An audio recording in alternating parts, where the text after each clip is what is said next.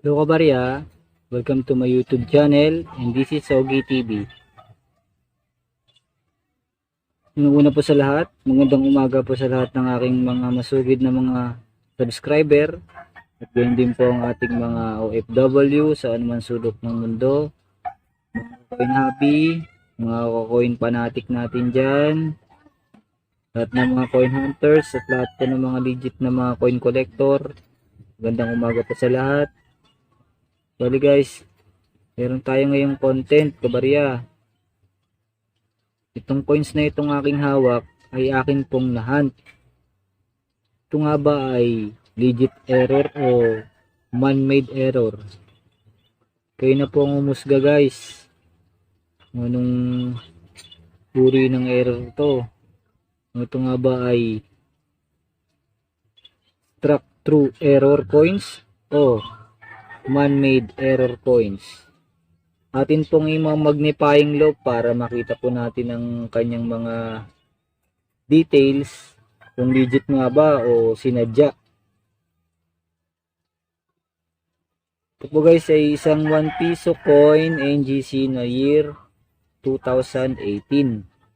Nahan ko po ito sa isang katrabaho ko kahapon and then chinek ko. Atin pong i-magnifying loop kung legit nga ba o hindi. Simulan na po natin kabarya. Ito yung magnifying loop. Tingnan po natin ang kanyang details. Kung legit nga ba yung pagkaka-error niya o hindi. Una-unahin natin tong threaded niya.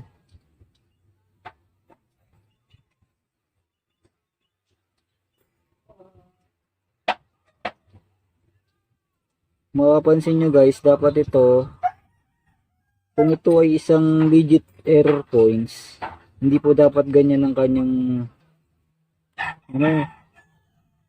malapit na lang natin. Halata po na ginamitan po ito ng plies.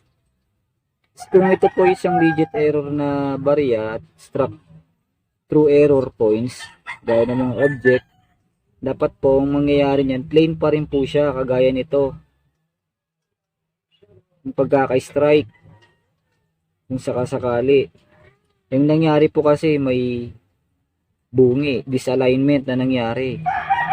Bali sa ganitong pangyayari guys, ginamitan po ito ng plies. Grabe naman. Plies po ito guys, hindi po ito error. Po, kita po yung ngipin ng plies. Ngabit natin. Meron po tayong batas dito guys. Pag kayo mismo na aktuhan na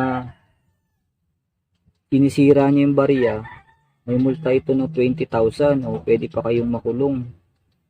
Sa mga nakakahunt naman ng mga coins dyan, o baka sakali na maging error yung mga hawak nilang barya, huwag po natin gamitan ng kung ano-anong bagay kasi malalaman din naman po natin kung yan po ay talagang yari po na mismo sa Bangko Sentral na pagkaka-error o sinadya.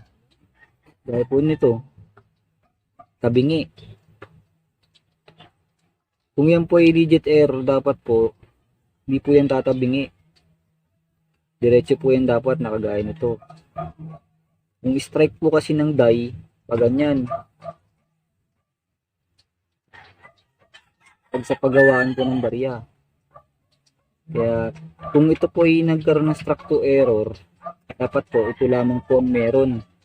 Sa ibabaw at ang isang sa likod.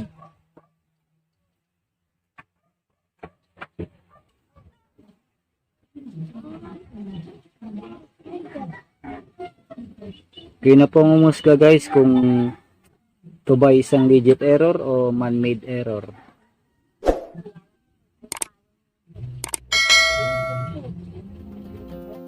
Salamat po sa ating panonood. That is the video for today. Sharing lang po kasi ako guys kasi tinignan lang po natin kung ito po ba isang legit error o man-made error.